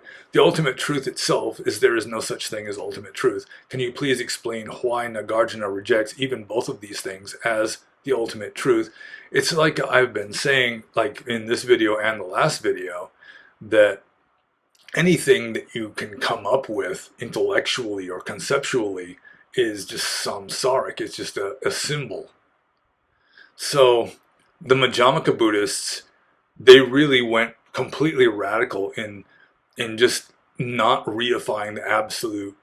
I mean, they reified the absolute less than the Theravadins did. I mean, the Theravadins were saying, there's like 84 ultimate realities or something. You got like 52 ultimately real mental states that are qualitatively different from each other. You got consciousness is ultimately real. Nirvana or Nibbana is ultimately real, and I think there's 28 different kinds of matter, including masculinity and femininity, that are ultimately real. And I don't think that is correct. I think that only Nibbana, I mean, using Buddhist jargon, would be ultimately real, that all the rest is dependently co-arising, ultimately empty of self-essence. And so when Nagarjuna says the ultimate truth itself is there is no such thing as ultimate truth, I mean, it can't be put into words. I mean, as soon as you call it, you have symbolized it. So he's just completely not, I mean, he's not going there at all. That's what early Madhyamaka was doing. It was using these logical arguments to demolish all views. And then at the very end, when all that's left is smoking ruins and in the Madhyamaka philosophy, it would just turn on itself and demolish itself too, and all that's left is just emptiness. So, I mean, he's dealing with intellect here. The purpose of Lord Buddha's teaching is to liberate us from our thinking by means of our thinking. Some Mahayana text says that. And yeah, I mean, the Madhyamaka Buddhists took the radical step of just dismissing any concept even of enlightenment. even the concept of enlightenment is just a concept. It's just more samsara. Sort of like I was reading in the Tibetan Book of the Great Liberation in the previous episode. Nirvana itself is just a concept of mind. It's all a concept of mind. Samsara is a concept of mind. It's just all a concept of mind. And so you just dismiss all of that. And I mean, you don't say that there's something there. Don't say that there's nothing there, because again, you've got the duality of exists and doesn't exist. And it just completely transcends that. You can't wrap your head around it intellectually. It's not going to happen. So I'll just move on to question 3 here. Nagarjuna says that emptiness is the cause of interdependent existence itself. Can you please explain this, and how emptiness isn't just the nature of interdependent existence, but rather its cause? Let's see, can you please explain how emptiness isn't just the nature of interdependent existence, but rather its cause? Well, I don't think emptiness is the cause of dependent co-arising. It's just that, I mean, they're pretty much synonymous. That I already mentioned this above, that Nagarjuna pretty much just pointed out that dependent co-arising, no self, and emptiness, I mean, they're all just essentially one. And that is, there is no essence. There is no independent self-essence. There is no individual self-reality, no swabhava. So, let's see. Emptiness is the cause of interdependent existence itself. Yeah, I'm not sure that I would agree with that phraseology, that emptiness is the cause. I mean, emptiness is interdependent existence. In fact, one of the most famous verses of the Mula Madhyamaka Karaka is saying, by dependent co-arising we mean emptiness. That they're synonymous. That's how he explains emptiness. Everything is empty because everything is dependently co-arising. It exists only provisionally because of these other causes, and there is no individual, inherently real self-existence to any of it. So maybe the guy who wrote the article didn't get it, or I don't know what the deal is. So I'll just move on to this next question about Nagarjuna here. Can you explain the Nyaya school that Nagarjuna was criticizing? All it says in the paper is that they believed in svabhavas similar to Abhidhamma traditions, but I never heard of this school before. I'm the only Nyaya school in ancient India that I know of. It was proto-Hindu. It was in the Vedic tradition, and it was similar to Abhidhamma. The Hindus themselves have at least 2 different schools. One of them starts with S, I think. I can't remember what the name is, but the other one was Nyaya, which just means something like method or logic. And apparently, something like Abhidhamma was in fashion in ancient India after the Buddhist time, like around the time of Ashoka and afterwards. And so not only the Buddhists had their Abhidhammas, but apparently the proto-Hindus had their Abhidhammas, and one of them was developed by this Nyaya school, if that is the same Nyaya that is being mentioned in the paper. So it was a non-Buddhist Abhidhamma school, essentially. So I'll just move on to the next question here. This is the last Abhidhamma, or the last Madhyamaka Nagarjuna question. Please give any other thoughts you think are worth mentioning about this paper or subject. Well, I mean, I haven't really read the paper. I might, though. I mean, it sounds interesting. And the subject of Madhyamaka, yeah, I've kind of already been talking about that. After all, I am wearing the fez. So, yeah, nothing really comes to mind, I'm sorry to say. So I'll have to take the fez off now. And so I'll move on to the next question. This is from Judge Caligula Bushman. And Judge Caligula Bushman says, I had a question about the 8th precept. Does this mean you should sleep on the floor, or as some sources claim that you can sleep in a bed as long as it's not too luxurious? Well, the actual precept is, I undertake the precept to refrain from large or great beds. No, wait, large, let's see. Oh, high or large beds. Ucha sayana and maha sayana. So maha means great, big, and ucha means high. And I've never come across in Theravadan literature a definition for lay people not sleeping on a high bed. But in the Vinaya, in the rules of monastic discipline, the technical definition for a high bed that a monk is not allowed to sleep on is if it's more than 8 finger widths, the bottom of the frame is more than 8 finger widths above the floor. So that would be what, about 6 inches maybe? So if the bottom of the frame of the bed is more than about this high off the bed, and it's easy to check, you just take your fingers and go in like that. Some people say, oh, it's the finger widths of the Buddha himself, and the Buddha's fingers were 4.5 times as wide as an ordinary person, or 3.5 times as wide. The commentaries vary, so that, I mean, you can sleep on this bed that's, way up high, like a top bunk or something, but I don't think so. It's go with 8 fingers like this. Just go like that. If you can't fit them under the door of the bed frame, then that's good. And a large bed is large enough for more than one person to sleep on it. So if you want to keep the 8 precepts, you might just want to take a blanket and fold it up into a sort of a air mattress kind of thing and sleep on that. Or if you got an air mattress or like a camping pad or something, you can sleep on those. Unless you just have a tiny low bed to begin with. So I'll just move on to Judge Caligula Bushman's next question here.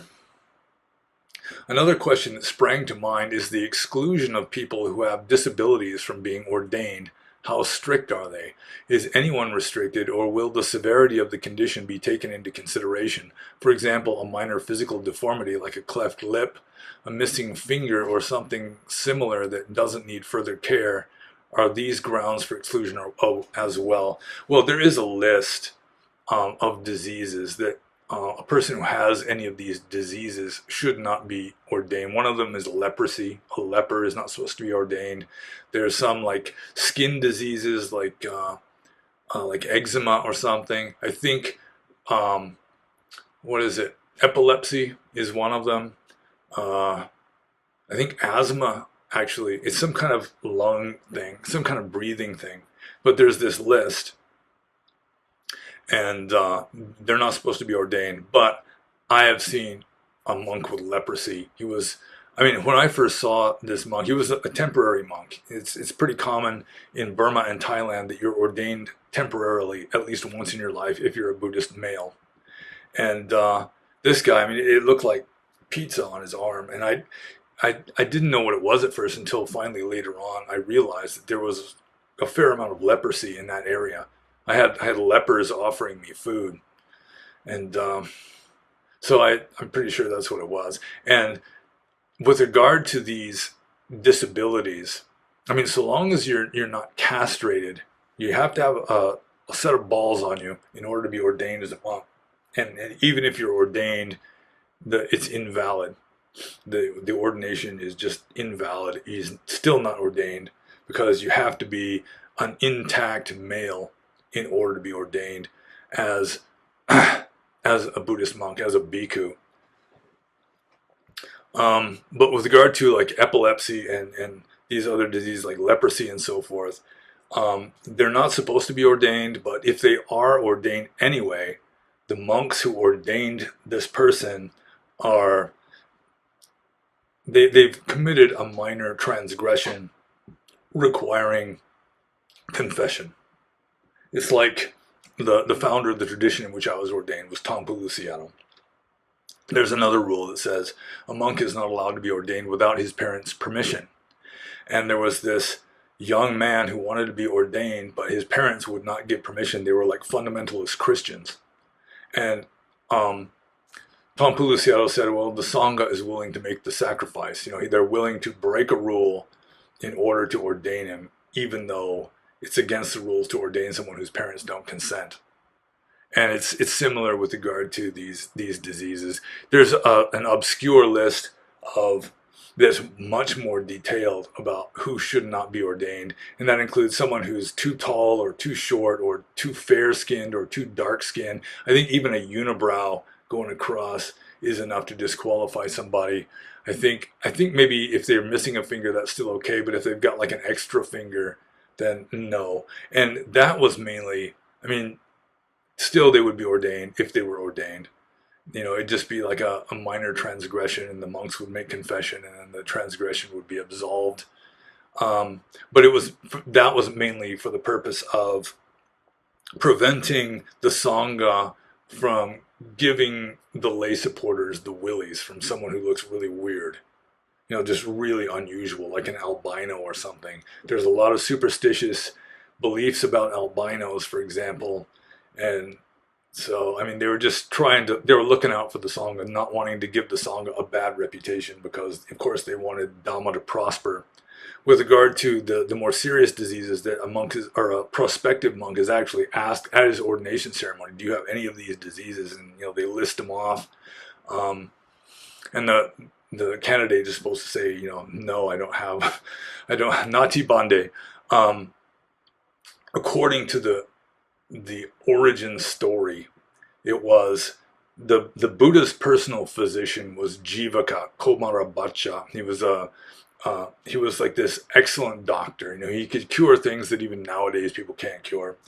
And so what was happening was people with these diseases, these chronic diseases, were being ordained as monks just so that the Sangha doctor Jivaka would cure them, and then they were dropping out again.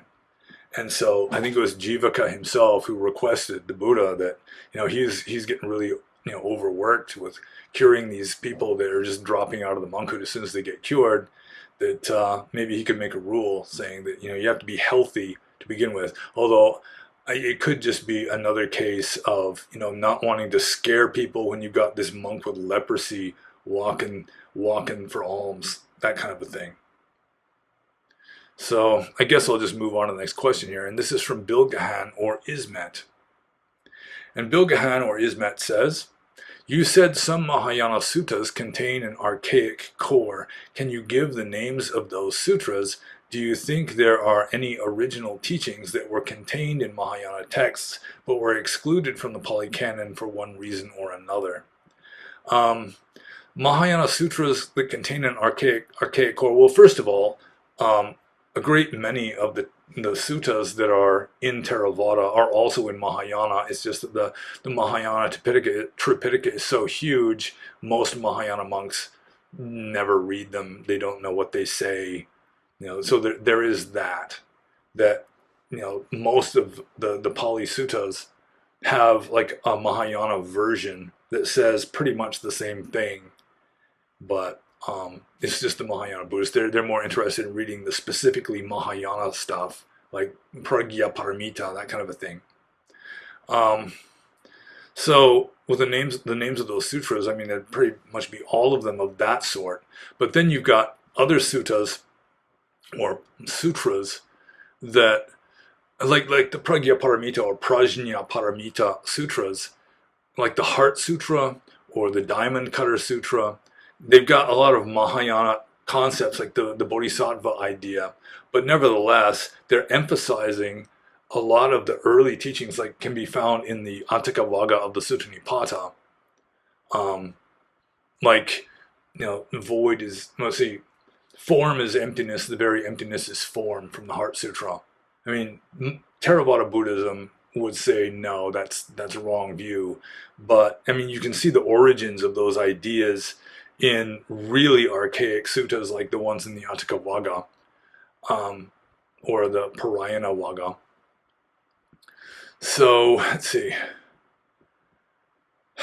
Can I give the names of those sutras? Yeah, I would say especially something like the Heart Sutra or like the Diamond Cutter Sutra would be that sort of sutra that, in a way, they've got a lot of later material that probably the Buddha never taught, but at the same time, they're emphasizing like very early ideas. In a way, that aspect of Mahayana, the Pragya Paramita movement, was a kind of a reform movement, trying to get back to the original spirit, and getting away from all this Abhidhamma stuff, this hyper-intellectual, trying to classify everything and list everything, and just try to explain everything intellectually.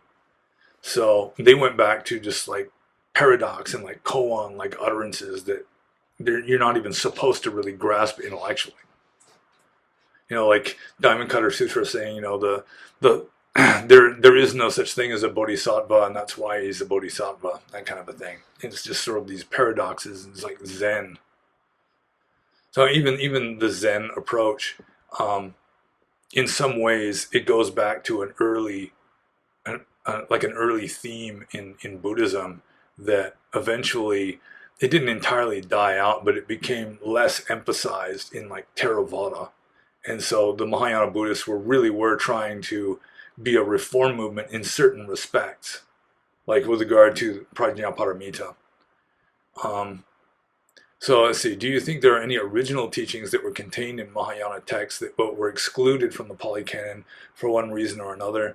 And it'd be hard to say if they were completely excluded, because then you don't know if they were excluded from the Pali Canon.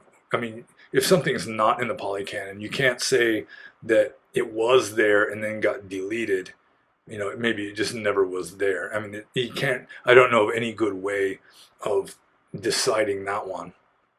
But there are teachings, like approximations of original teachings, attempts to get back to the original teachings in Mahayana that were very much de-emphasized and became kind of wrong view in the Pali Canon, had to be reinterpreted. Like the whole idea of Nibbana, the absolute being, infinite formless consciousness, luminous all round. I mean, you don't know if that is really original. Um, or there's another sutta where the Buddha is saying this mind, monks, is luminous, but it is defiled by, you know, external defilements. Something like that could be interpreted as sort of like the one mind of Mahayana Buddhism, the Dharmakaya, where they're kind of reifying the absolute in almost like a Vedantic way. But whether that was a movement that started in early Buddhism and then died out, or whether the Buddha actually taught something along that line, but I kind of doubt it, it's really hard to say. Like if something is not found in the Pali Canon, you can't really say that it used to be there but then got deleted unless you've got some kind of evidence for that, and I don't know what the evidence would be. But the farthest I would go is that, like especially the Pragyaparamita or Prajnaparamita aspect of early Mahayana was trying to get back to the original spirit, and they were a lot closer to the original times. They were just a few hundred years after the time of the Buddha, so they'd probably have a better idea than, you know, somebody in the 21st century would as to what the Buddha originally taught. You know, they'd still have living traditions, you know, like a lineage with, you know, that isn't just fading out into obscurity in the past, that kind of a thing. So yeah, I do think that there are certain Mahayana teachings, or methods of teaching that come closer to what the Buddha originally taught than orthodox Theravada with Abhidhamma and the commentarial tradition and so forth. But they've also at the same time just mixed in all this other stuff that is pretty obvious to me anyway, the Buddha never taught. You know, like the Diamond Cutter Sutra, all this talk about bodhisattvas and stuff. Yeah, I really do not think the Buddha was teaching the bodhisattva concept. And even if you read the Diamond Cutter Sutra and it's talking about how a bodhisattva should conduct himself, it sounds pretty much like some of the Pali Suttas describing how an arahant would conduct himself. I'm not so sure that there really would be a difference. If the two people were conducting themselves in this way, then yeah, they're probably the same kind of person, and not one of them a bodhisattva and one of them an arahant. So I think I'll just move on to the next question here. Also from Bilgahan or Ismet.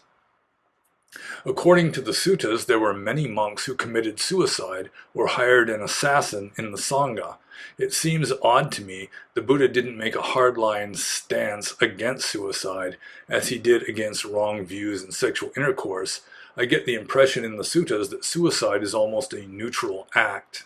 However, as someone who's battled with depression, I know that suicide would take an extremely negative, almost hellish mental state. Dying in that mind state should definitely be an issue according to the logic of early Buddhism, but it doesn't seem to be the case. Thoughts? Well, I think one reason why suicide would take an extremely negative, almost hellish mental state nowadays is because we're in a culture that is very much against suicide.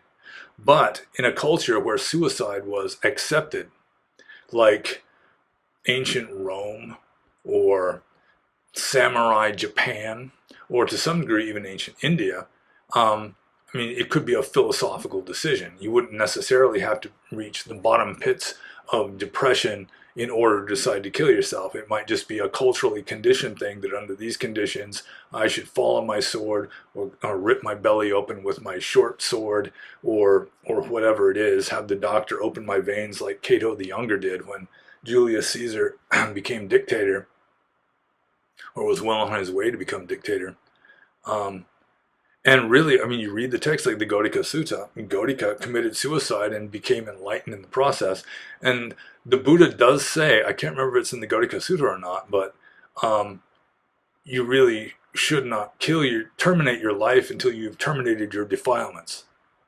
If you're an arahant, then it doesn't matter, but you've already accomplished the goal anyway.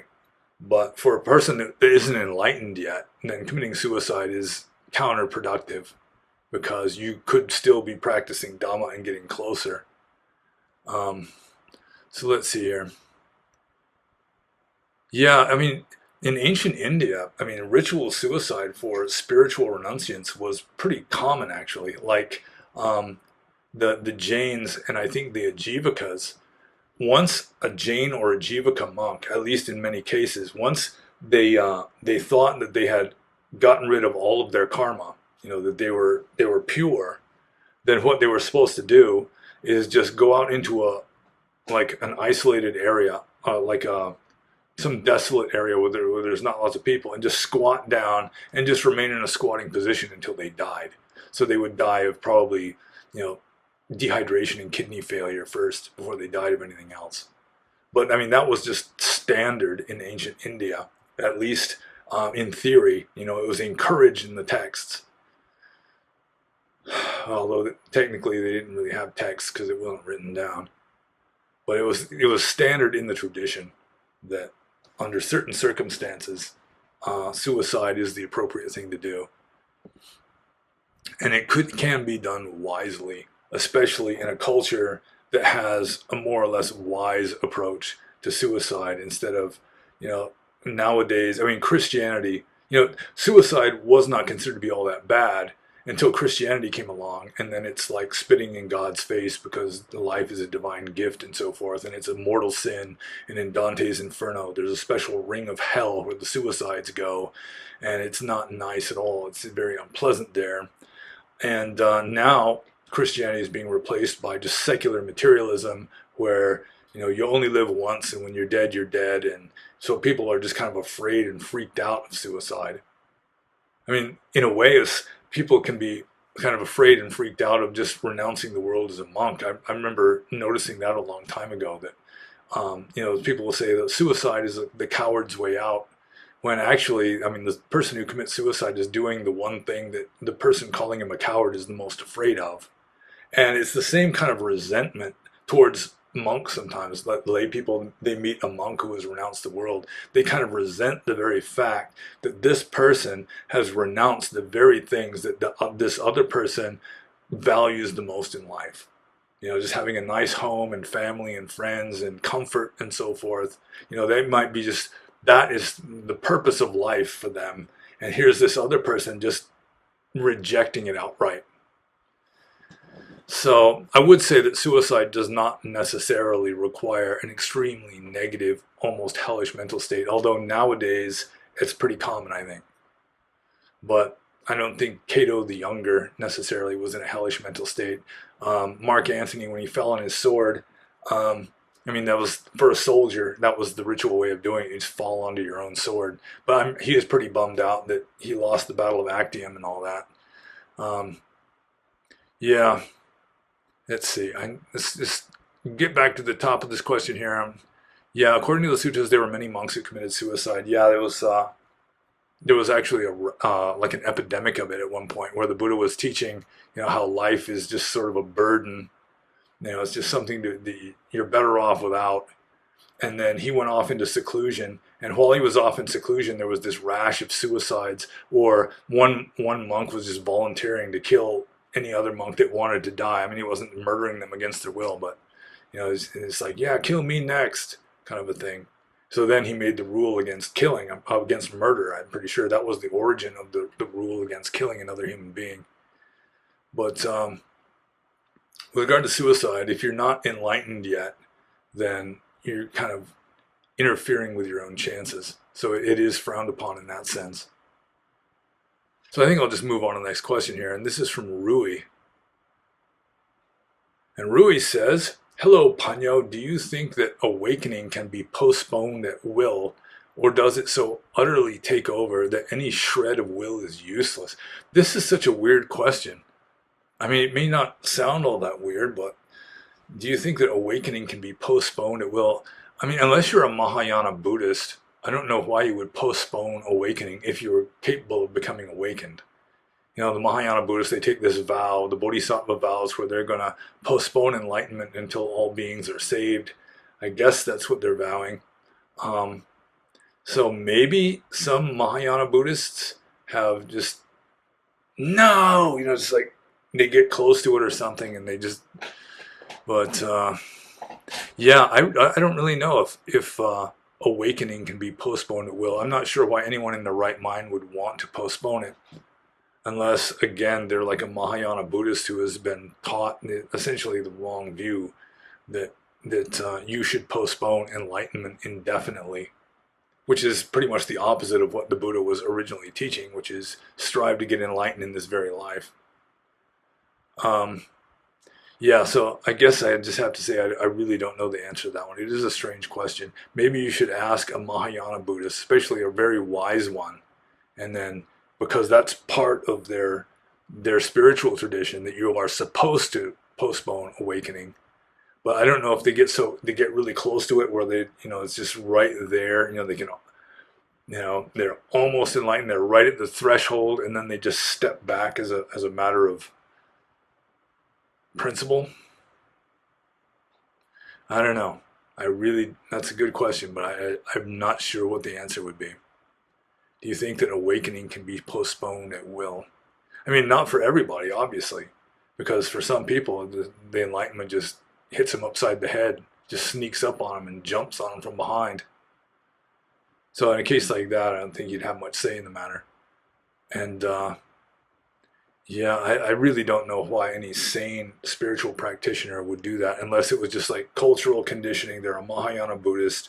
They can't become enlightened until all beings are saved, which probably isn't going to happen because it's already been an infinitely long period of time that has elapsed and all beings still aren't saved yet. So let's just move on to the next question here. This is from Yuga-U. And Yuga-U says, hello.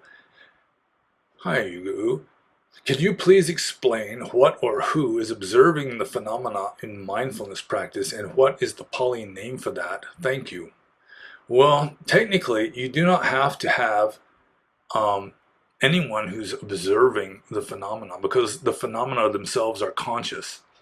So if you're mindfully aware of, let's say, an itchy nose, then that mindful awareness of the itchy nose is itself conscious and aware. I mean, you don't have to have some agent who is executing the mindfulness and being aware of anything, because the mental states themselves are aware. They're consciousness. I mean, they're suffused with consciousness. They're made of consciousness. So there is no who or what that is observing, other than just the act of observing itself. It just kind of reminds me of Buddhaghosa, and I think it's in the Visuddhimagga saying, there nobody who walks, but there is still walking. It's just the walking is walking, which that kind of strikes me as bad logic. But when you say the mental states themselves are conscious, then you really don't need to have anybody else to be the conscious observer. It's just that the mental states themselves are conscious, because they're made of consciousness. They're suffused with consciousness. And that may be very hard to explain. But there were a lot of Thai monks, I think Ajahn Chah was like this too, who talks about the citta as like the observer, and they're getting towards the sort of reifying the absolute in the sense of, infinite formless consciousness or something. But I'm not sure what the Pali name for it would be other than chitta or uh, sati sampajanya, mindfulness and clear comprehension as it's often rendered. But just because you have a conscious thought does not mean that you have to have a thinker, like some subject who is thinking. Because the conscious thought arises due to the concatenation of circumstances, the conditions, and there it is. It's a conscious thought, and it doesn't need anybody to think it. It doesn't need anybody to create it other than just these circumstances that happen to result in its existence. And that may not be a very satisfactory answer, but it's the best I can do at present. And I'm going to move on to the next question now. And this is from Raphael. And Raphael said, I saw a monk at train station and then asked him if I could buy him something to eat or drink. He refused but was very pleased with the gesture. Is it allowed to ask a monk if I can buy him food if I see one spontaneously? Well, I think what you should do, assuming, if he's a lax monk, he'll let you buy him anything. But if he's a strict monk, you shouldn't use those terms. You shouldn't say, can I buy you something? Because a monk is not allowed to tell anybody what to do with money. So if you say, can I provide you with something? Can I get you something without mentioning buying or selling or money? Just leave that entirely out. Just, can I provide you with something to eat or drink? Then he might have said yes, assuming that he was a really strict monk. Otherwise, maybe he just wasn't hungry or thirsty. But you have to bear in mind that a monk is only allowed to eat between dawn and midday. And if he drinks anything, he's not allowed to drink dairy products in afternoon because that's considered to be a food. So that's another dawn to midday thing. But like fruit juices or something like Coca-Cola, I assume, then you can drink that until the following dawn. He can keep that until the following dawn, and then he has to get rid of it if he hasn't finished it yet. So, yeah, I think that might be the thing. Don't mention buying. Don't ask a monk if you should buy something, because if he says yes, then he's breaking a rule by having you buy something, and he's not allowed to handle money. He's not even allowed to tell lay people what to do with their money. So maybe you could just try, may I offer you something? Are you thirsty? I can go get you something to drink, that kind of a thing. And monks aren't allowed to store food for the next day or anything like that either. So I think I'll just move on to the next question here. This is from White Ash Piper. And White Ash Piper says, oh, wait a minute. I've got White Ash Piper asking the exact same question as Yuga-oo. Okay, I'm going to have to, one moment please. I'm going to try and go back to my Q&A here and find out what White Ash Piper actually asked. Okay, here it is. White Ash Piper says, can you explain the reason for prostration? Thanks, Dave. Here, I gotta get everything back in order here. Okay. So I hope that even though I couldn't see myself, you could still see me, assuming that you even want to see me. So he asks, here, I gotta see it again here. White Ash Piper says, can you explain the reason for prostration? Thanks, Dave. The reason for prostration, well, basically is to show respect to someone that you consider to be worthy of respect. And the form that it takes of actually, getting down on your knees and maybe even onto your face is, it's a cultural thing. It's pretty much a universal cultural thing in pre-modern times that you're going to at least get down into a kind of submissive state, at least on your knees, or at least bow, make your head lower than the other person's head, just as a sign that, they are higher than you, that you're showing respect to them, you're honoring them by placing yourself in a lower position than them. And it just takes different forms. Like in India, it was, you get down, the 5-point prostration is the standard one, is you squat down and then you put your hands out in front of you, then you get your knees onto the floor, and then you you spread out your hands and then you touch your forehead. So the 5 points, as I understand it, would be your knees, your elbows, and your forehead. And Westerners don't like doing that. I didn't like doing that when I was before I became a monk. It's like getting down and bowing to somebody. Really just getting down on the floor, and bowing, putting your head to the ground. Or some people even put their forehead to the feet of the person that they're honoring. Um, yeah, it just does not come naturally to Westerners because, in America, for example, you're taught, or at least you used to be taught, that you're just as good as anybody else. Why humble yourself before somebody when they're no better than you are? Even the president, it's like, hey, Prez, you suck or whatever. So, yeah, I mean, the first couple dozen times I bowed to a monk, properly, you're really getting down on the floor. I felt really awkward and self-conscious, sort of the way I used to feel when I would dance without being drunk yet. It was kind of a strange feeling. Um, so yeah, the main purpose for prostration is just to show respect, and in a way, it helps to weaken your ego. If you're an egomaniac, you're not going to bow to anybody. You're going to consider yourself to be superior to everybody. But by humbling yourself before a spiritual person, it kind of opens your heart and it really kind of weakens your vanity or your egoism to some degree. And just the actual form it takes is a cultural thing. So I'll just move on to the next question, which is the last question. The last question of this Q&A. And it's from Stevie. And Stevie says, it's crazy the things people believe. Yeah, he was responding to me talking about the Book of Mormon in the previous Q&A. Even the things we believe about ourselves. Also, I'd love to know your views regarding the Trump phenomenon. But that discussion is maybe best left to your Discord, right? Since it's political and not Dhamma. Well, there's Dhamma and everything.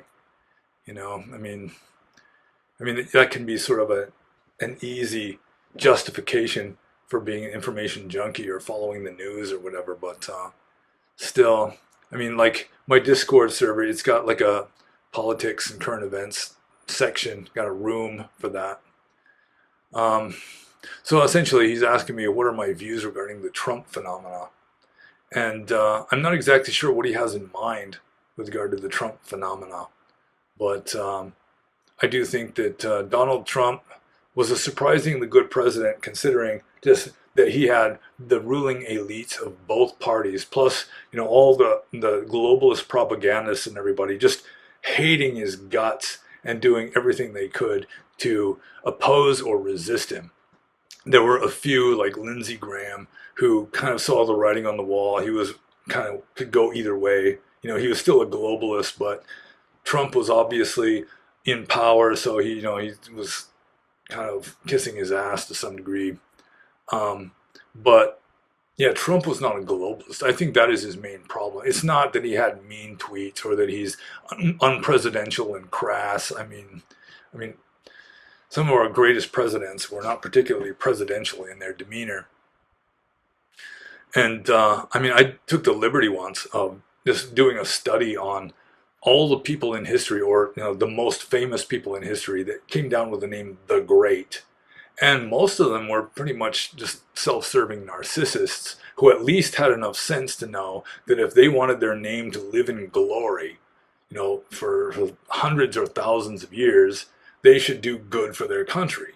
They should have their people prospering and calling him the Great. And Trump was like that. I mean, he certainly is not extremely wise. He's wise in a worldly way, I suppose. I mean, you have to have some kind of sense in order to be as successful as he was. Um, but he just was not a globalist. I mean, he was able to look at what was going on with, just all this craziness that is increasing, it seems like, and just call it out. And he had so many people that resonated with that. And I mean, he was calling out essentially a very corrupt system. And so the corrupt system just, I mean, they don't want him. They want to get rid of him any way possible, preferably without having to assassinate him. But I wouldn't put it past him at this point if it looks like he might win.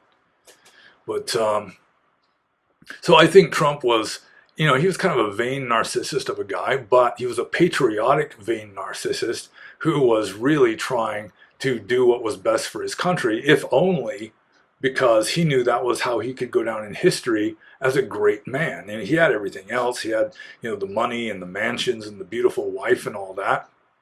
I mean, all that was left really was just sort of like the glory of being a great leader or something. And so he went for that too, largely out of egoism or narcissism or whatever. But I voted for him twice, and I'll probably vote for him again. And I mean, I think one of the main advantages of having Trump as president is it caused the cockroaches to come out in broad daylight. It's like the propagandists, they're only fooling the people who want to be fooled at this point. And let's see. And then just like all this political persecution of him, which is true. I mean, Donald Trump, he had enough sense to know that as a businessman, he had to avoid committing major crimes.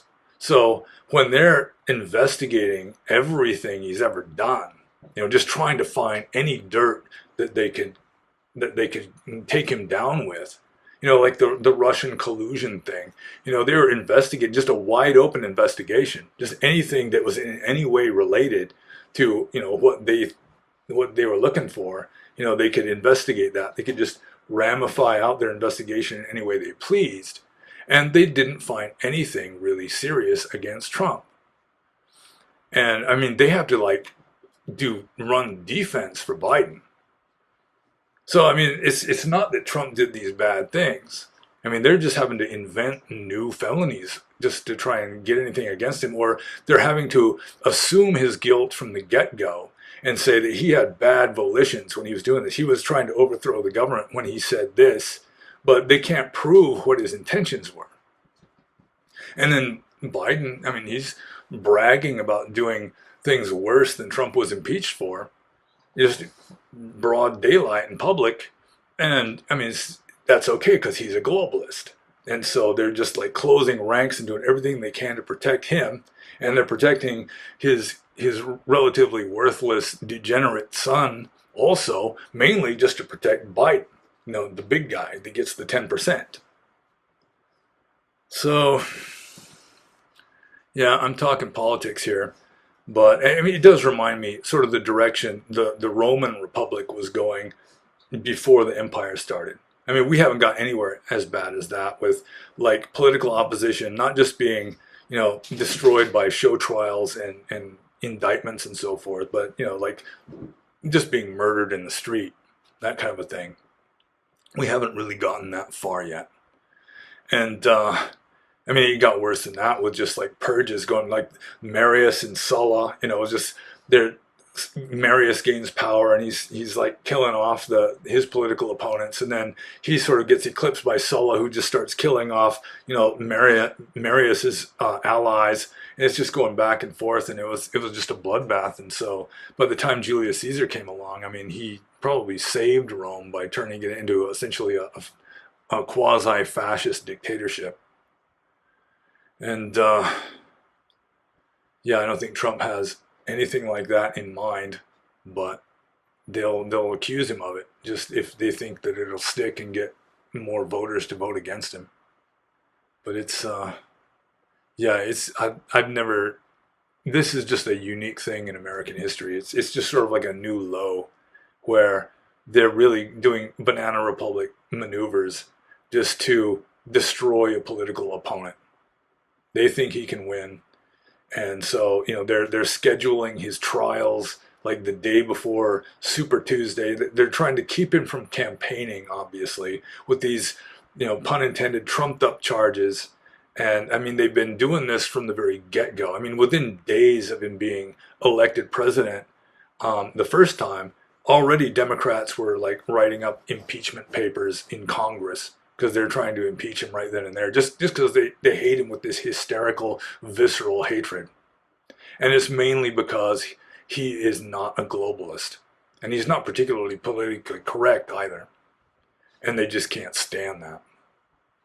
And yeah, I just hope that Trump can get elected again to really try and he was too naive last time. He just assumed that American bureaucrats and politicians would have at least enough patriotism that they would respect the office of the president. And we've just left that behind. And they're just going for it. They're just breaking new lows all the time now. So I guess that's it. We end off on a political note, and I guess I've answered all your questions. So, or at least I'd like to kid myself into thinking I've answered all your questions. Maybe I've just spaced off and forgot a few to put them on the list or something. But if you have any questions, you're very welcome to ask. I do my best. And if you have any questions you want to ask about Buddhism or philosophy, spirituality, monasticism, that sort of thing, feel free to include them in the comments below, or on the Discord server if you have access to that, or my Subscribe Star channel if you have access to that. And look at the URL links below and consider buying my books if you want to. And be happy.